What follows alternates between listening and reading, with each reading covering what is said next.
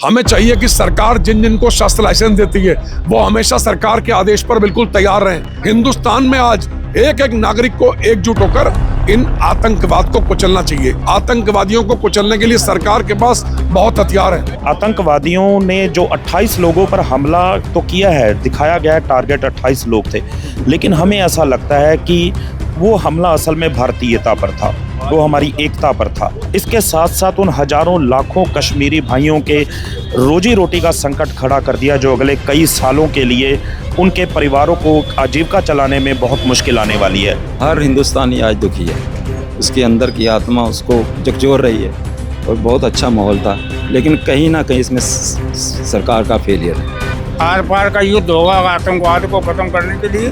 हम चाहते हैं कि आर पार की लड़ाई हो, रोज़ रोज़ का काम ख़त्म। पाकिस्तान से आतंकवाद का प्रायोजक वही है। पहलगाम में हुए आतंकी हमले को लेकर पूरा देश में रोष देखने को मिल रहा है और कहीं ना कहीं हर देशवासी की आंख जो है वो नम नज़र आ रही है। रुद्रपुर से पूर्व विधायक राजकुमार ठुकराल जी हैं, उनसे बातचीत कर लेते हैं। सर, पूरा देश आक्रोशित है और पूरा भारत आक्रोशित है। हम लोग बहुत दुखी हैं। हमें चाहिए कि सरकार जिन जिन को शस्त्र लाइसेंस देती है वो हमेशा सरकार के आदेश पर बिल्कुल तैयार रहें, हमारे अफसरों के आदेश पर तैयार रहें। हमें कहीं भी मुकाबला करना चाहिए।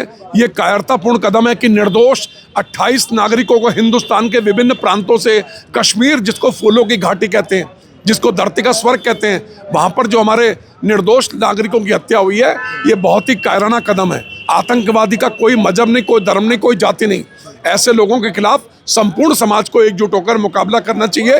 हिंदुस्तान में आज एक एक नागरिक को एकजुट होकर इन आतंकवाद को कुचलना चाहिए। इसके खिलाफ वातावरण बनाना चाहिए। आतंकवादियों को कुचलने के लिए सरकार के पास बहुत हथियार हैं। बहुत सारी एजेंसियां हैं जिसके माध्यम से कारगिल जैसे युद्ध किए जा सकते हैं, जिसके माध्यम से सर्जिकल स्ट्राइक की जा सकती है। इस आतंकवाद को कुचलने के लिए समग्र समाज को एकजुट होना होगा। अगर हम नहीं होंगे तो हम भी कायर कहलाएंगे। कहीं ना कहीं सरकार पे भी बड़े सवाल खड़े हो रहे हैं। देखो, सरकार पर सवालिया निशान उठने वाजिब। 28 नागरिक मारे जाते हैं, उनके हौसले इतने बुलंद हैं। कल एक आर्मी के जवान को मार दिया जाता है, कैसे होगा? हिंदुस्तान के लोग मर रहे हैं। हमारी सरकार को समय रहते एक कठोर कदम उठाना चाहिए, जिससे हिंदुस्तान के नागरिकों में सरकार के प्रति और अपने अंतर्मन में आत्मविश्वास बढ़ेगा। इसलिए आज हम सबको सजग प्रहरी के रूप में अपनी भूमिका का निर्वहन करना चाहिए। तो देखिए, ये थे पूर्व विधायक राजकुमार ठुकराल, जिन्होंने तमाम शब्द जो हैं वो अपने यहाँ पर रखे हैं। देखिए, अब पूरे भारत में रोष है। ये जो घटनाएं हैं ना, इसको मैंने अभी अपनी स्पीच में भी कहा कि अगर हम इसको हमेशा के लिए कुचल देंगे, उसके आर पार की लड़ाई लड़ेंगे, तभी देश में शांति होगी। वरना हम बयान दे देंगे, श्रद्धांजलि व्यक्त कर देंगे, उससे नहीं होने वाला। आर पार का युद्ध होगा आतंकवाद को ख़त्म करने के लिए। इजराइल का उदाहरण हमारे सामने है, उसने मिटा के रख दिया। वो कह रहा जहाँ आतंकवादी हैं हम नहीं रहने देंगे, चाहे अस्पताल है चाहे स्कूल है। आज उसकी आवश्यकता है। आज हम यही बातें कर रहे हैं। हमने श्रद्धांजलि दे दी, प्रधानमंत्री ने बोल दिया, फलाने ने बोल दिया। इससे नहीं होता कुछ भी। जिनके परिवारों के साथ ये हादसे हुए हैं, उनके दिल से जाके पूछना पड़ेगा। हम चाहते हैं कि आर पार की लड़ाई हो, रोज़ रोज़ का काम ख़त्म। सीधे लड़ाई पाकिस्तान से आतंकवाद का प्रायोजक वही है। और किसकी हिम्मत है? किसी देश के सपोर्ट के बिना आतंकवाद चलता है? चल सकता है? अगर फंडिंग भी होती है तो विदेशों से पैसा आता है, किसी न किसी देश से आता है। आतंकवाद का युद्ध होना है तभी देश चलेगा। आतंकवाद के खिलाफ चाहे कारगिल लड़े, आप ख़त्म कर देते उसी समय, क्यों नहीं किया? बम्बई का हमला हुआ, आपने तब भी नहीं कुछ नहीं किया। अगर ये घटनाओं को गंभीरता से हमारी सरकारें लेती तो आज ये हालात पैदा नहीं होते। ये हमारा कहना है। आर पार का युद्ध करो, ख़त्म करो, तभी चलेगा देश। एक घटना का मैं ध्यान दिलाना चाहता हूँ। आज से 25 साल पहले मार्च 2020 20 मार्च या 25 मार्च की बात है। एक अनंतनाग जिले में गांव था सरदारों का, छत्तीस सिंह पोरा। वहाँ पर इन्होंने उस गांव के अंदर कोई मर्द और कोई मतलब आदमी नहीं बचा था जिनको उन्होंने इकट्ठा करके भून दिया गया था। वो घटना, इस घटना की जितनी ही मतलब कायरतापूर्ण घटना थी। और सरकार ये 2-4 दिन की गरम गरम लग रहा है, लोग कहेंगे ऐसा होगा, मगर सरकार को अब कुछ करना पड़ेगा और इनको करारा जवाब जब तक नहीं देगी। जो हमारा जो पाक अधिकृत कश्मीर है, उसके अंदर से सारे टेररिस्ट कैंप सारे वहीं पर हैं और मोदी जी को अब 56 इंच का सीना दिखाना पड़ेगा, नहीं तो इस देश की पब्लिक बस इस चीज़ की आड़ डाल लेगी और आने वाले टाइम में 20 सालों के बाद ये देश अपने आप में ही गुलाम हो जाएगा। कड़े निर्णय की ज़रूरत है। कड़े निर्णय की ज़रूरत है। जब तक कड़े निर्णय नहीं लेगी गवर्नमेंट, बस हम लोग तो चलो 20 साल बाद हम लोग क्या उम्र होगी, मगर आने वाले टाइम में हालात बहुत ख़राब हो रहे हैं और गवर्नमेंट सिर्फ वोटों की राजनीति के चक्कर में सब पार्टियाँ उलझी पड़ी हैं, सबको वोटों से प्यार है बस।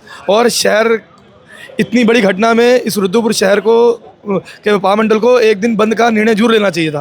पहलगाम में हुए आतंकी हमले को लेकर पूरा देश आक्रोश में है और कहीं ना कहीं जगह जगह विरोध प्रदर्शन भी किए जा रहे हैं और सभी भारतवासियों की आंखें नम हैं। क्या कुछ कहना चाहिए? जैसा कि पूरा देश ये बात जानता है कि जिस तरह से आतंकवादियों ने सशस्त्र होकर हमारे निहत्थे नागरिकों पर जो कायराना हमला किया है, जिसमें हमारे देश के 28 लोगों की निर्मम हत्या कर दी गई, तो यहाँ पर आज गुरुद्वारा श्री गुरु सिंह सभा की तरफ से रुद्रपुर उधम सिंह नगर में यहाँ पर आज आह्वान किया गया था। सारे शहर के सभी समाज के लोगों को यहाँ पर आज आमंत्रित किया गया था। तो यहाँ पर सामाजिक धार्मिक संस्थाओं के लोग, नुमाइंदे और शहर के लोग इकट्ठे हुए हैं। यहाँ पर एक शोक सभा का आयोजन किया गया था।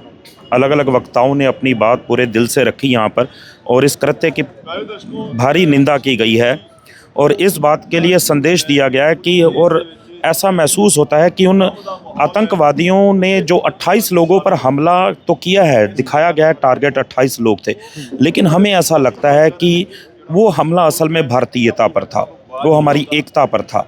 तो इस तरह से ये समझने की ज़रूरत है कि कहीं हम भारतीय लोग उन लोगों के उकसाने पर अपने देश का माहौल को कहीं उस तरफ ना ले जाएं जिससे उन आतंकवादियों के मंसूबे जो हैं वो कामयाब हो जाएं।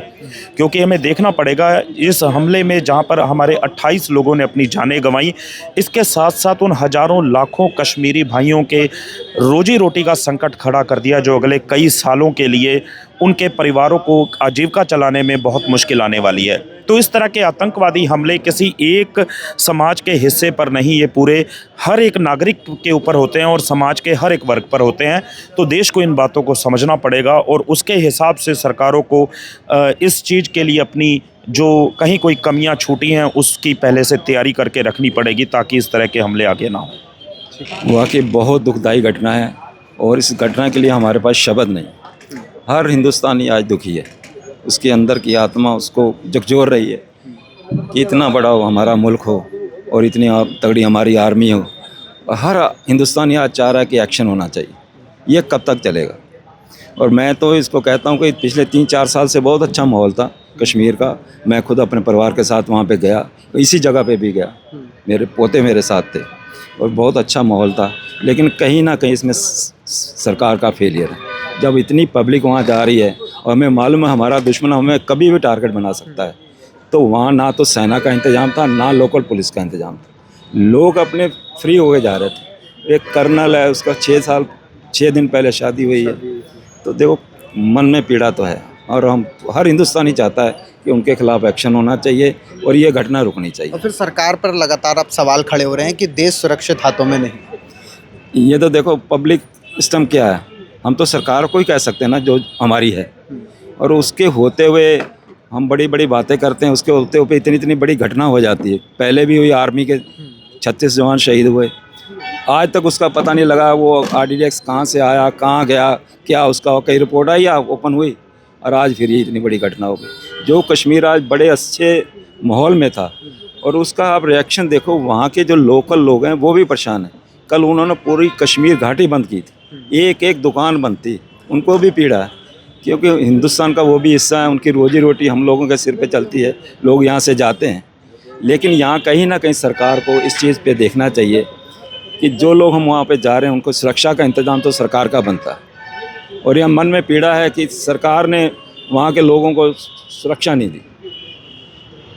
चलिए, फिलहाल ये लगातार लोगों से हम बातचीत कर रहे हैं और कहीं ना कहीं जो बात आ रही है वो सुरक्षा को लेकर आ रही है कि जो सुरक्षा है वो देश के नागरिकों को नहीं दी जा रही है। टूरिस्ट वहाँ घूमने तो गए लेकिन उन्हें सुरक्षा जो है वो पूरी तरीके से नहीं दी गई। कुछ और भी लोग हैं, उनसे भी बातचीत कर लेते हैं। पहलगाम में हुए आतंकी हमले को लेकर आज हर कोई विरोध कर रहा है, आंखें नम हैं लोगों की, क्या कुछ कहना है? देखिए, इतनी निंदनीय और कायराना हरकत है, इसके लिए हमारे पास शब्द नहीं है।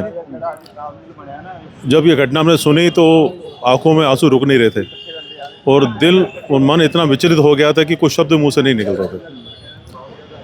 देखो, इसके पीछे आतंकवादियों का जो मकसद है वो आपसी भाईचारा और आपस में हमको बांटना है।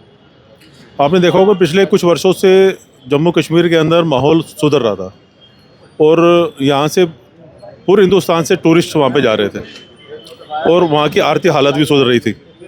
और मुझे लगता है कि आतंकवादियों को शायद ये चीज़ भाई नहीं और उनको लग रहा था कि हमारा अगर इस तरह से इनका भाईचारा बढ़ता रहा तो हमारा समूल नाश हो जाएगा, जल्दी हमको यहाँ पर कोई पूछेगा नहीं और हमारा वजूद ख़त्म हो जाएगा। अपने वजूद को कायम करने के लिए उन्होंने एक ऐसी घटना को अंजाम दिया कि पूरे हिंदुस्तानियों को अलग किया और मुसलमानों को अलग किया और जितने भी हिंदुस्तानी थे उनको पूछ के उनकी आइडेंटिटी करके उनके वस्त्रों को उतार के उनको आइडेंटिफाई करके सबको गोली मारी गई।